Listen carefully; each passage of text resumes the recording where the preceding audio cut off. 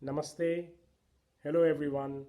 Welcome to Shal Gulhati, Shiva and Mysticism for another episode of Monday with Mahadev. I keep getting these pictures on my Facebook and I make posts of them, pictures of Lord Shiva, which make me think something and then I write something. And today I saw this beautiful picture of Lord Shiva in meditation, and there seem to be certain planets around him.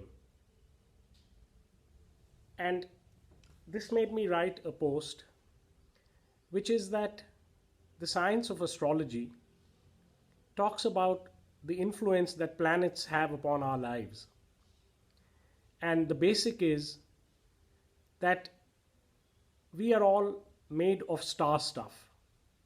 Long years ago, we were all a star somewhere, and when that star closed in, died on itself, it burst into different parts, and that originated life in different planets. And therefore, basically, we are all star stuff. So, when we are born, there are some planets which are nearest to Earth, and we see their positioning at the time when we are born. And because we are all star stuff and so are they, there is some kind of a connection. And then the charts which are made when the baby is born, that this baby was born and this planet was here, Mercury was here, Venus was here, Mars was here, the moon was here, Jupiter was here, Saturn was here, so on. And they see the pattern of his life.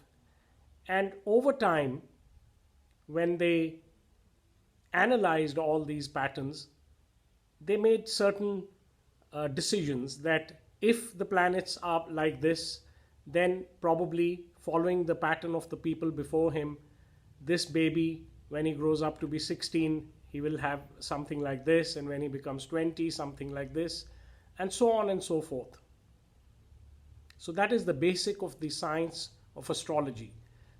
The placement of the planets at the time of your birth and what connection they will have, because we are all made of star stuff. So when I saw this picture, I wrote that Shiva is meditating on something. And what is he meditating on? There are planets around him. And I wrote that the sun, we derive our energy from the sun, we derive our light from the sun. But where does the sun derive its energy from? Where does the sun, which is the giver of light to everyone, all plants, all humans, all animals, all landscapes as well, who gives the sun its light? And we believe that God gives the sun its light because God makes the sun. Or in other words, it is supreme consciousness, the light of supreme consciousness, which is Chaitanyam, which gives light to all these stars. And similarly, the moon also has light in the night time, and we feel that the moon gives us beautiful soft light in the night. So what is the connection of Shiva with these planets or any one of them? Now, one of Shiva's names is Chandrasekhar, which means he who wears the moon, or Shashi Shekhar, which means the same thing. Chandra means moon, Shashi means moon. Shekhar means one who is adorned with that. And I thought to myself that Shiva never wears a crown, though he is the great chieftain of his tribes, but he is Chandramukuta as well. Chandra, the moon, and Mukut, the crown. Shiva does not wear a crown, but in the place of a crown, he wears the moon on his forehead. So it is like a Chandramukut. So what is the relationship of Shiva and Chandra, Mahadev and the moon? Well, one legend is that when Shiva was married to Sati, who was Daksha's daughter, he became the brother-in-law of Chandrama, who was already married to many of Daksha's daughters, 28 of them. And so they had a natural affinity for each other as co-brothers-in-law. But something happened in Chandra's life for which Daksha, his own father-in-law, cursed him. And what had happened was that out of all the daughters he had married, he had a special preference for one who was called Rohini, and he would pay a lot of attention to her, spend his time with her, and neglect the others. So when the other daughters went and complained to their father, he took it very badly, and he sort of cursed Chandra that you will now lose your light, you will lose your glow, and you will become dark. So Chandra went to Shiva and said, please help me out of this ordeal. And Shiva said, well, Daksha is not really wrong. He has given you so many of his daughters, but you are spending time only with one, neglecting the others. So the curse of an angry father can't really be done away with completely. But here's what we'll do. 14 days you will wane. You might go down in your light, in your luminescence. And the next 14 days you will wax. You will come back to light. And that's how we see the mythology that the moon waxes and wanes for 14 days in each lunar cycle. But what is the deeper meaning of this? Why does Shiva really wear the moon on his head, on his forehead? Now, the moon is always associated with mental things. You know, they say when the moon is high, full, the tide is high, and we can become lunatics. The word lunatic or lunacy comes from lunar, which is moon. So the moon has somehow got that star connection with us, the star stuff connection with us in our mind, in the mentality, and it rouses emotion and it rouses a lot of thinking and so on and so forth. So one meaning could be Shiva wearing the moon on his forehead means that he has balanced his mentality completely. Whether it's waxing or waning, Shiva is always stable. Like the moon is always actually full. It only appears to be a crescent or to be a half moon or then sometimes to be a full moon. So Shiva wearing that symbolizes the fact that Shiva is always full like the moon. It only appears that sometimes the moon is a crescent. It only appears that sometimes Shiva is joking with his buddies about small matters, day-to-day matters, but actually he's always full of consciousness.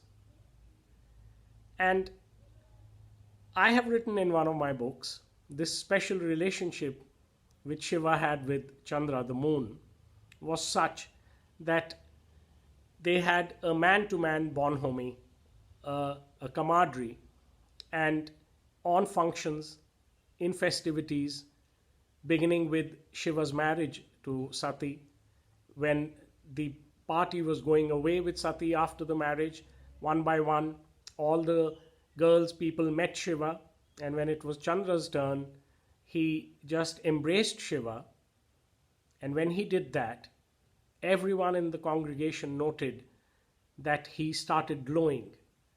So being in contact with Shiva gave the moon a lot of extra luminosity. Shiva, the one who does not wear a crown, accepts the moon on his forehead, which would be the greatest honor for any planet, for any star. And the moon, as we know, in size is small, but Shiva accepting that is large. So this was a sort of covalence. The moon deriving its luminosity by being in touch with Shiva's consciousness, and Shiva learning from the moon its phases, its waxing and waning, how to keep stable always. So this is why I think that Shiva can well be called Chandramukuta, the one who wears the moon as a crown, because he loves all people, all beings, the whole universe. But he gave the moon a special place just because his own father-in-law had cursed him to be debilitated. And there is another interesting thing coming back to the science of astrology. When they make these charts and when they make certain predictions, they have a thing called Raj Yoga. If the planets are placed in a certain position, it makes a Raj Yoga, which means that you will be very famous in whatever you do, you will be powerful, you will have money, so on. And there is one particular Raj Yoga, this is very technical. The debilitated moon, if anyone has a waned moon in his horoscope, it's not generally supposed to be good. It is like the curse of Daksha.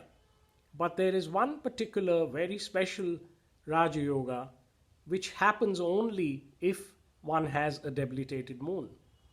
So without getting too technical, the marvelous thing is that being in association with Shiva, the moon, even when it was debilitated, got the honor in the science of astrology that in one particular position, even if you are debilitated and you have entered the house of somebody's horoscope, you will still be the harbinger of power and money and fame by the Raj Yoga. And we should not forget the other connection. Raj Yoga for the astrologers means this special placement, but Raj Yoga for the yogis means the way of dhyana, the way of meditation, Mahadev's way. So I think the dots can be connected that even if we are debilitated and we do Raj Yoga, when we do dhyana, we get in touch with Mahadev, we get to be on his paraphernalia, then things will become better for us and our life will become more luminous and we will get our glow back. So I will end this little talk with the new name for Shivji, Chandrasekhar, Shashi Shekhar and Chandramukuta. I hope you liked this story. Om Namah Shivaya.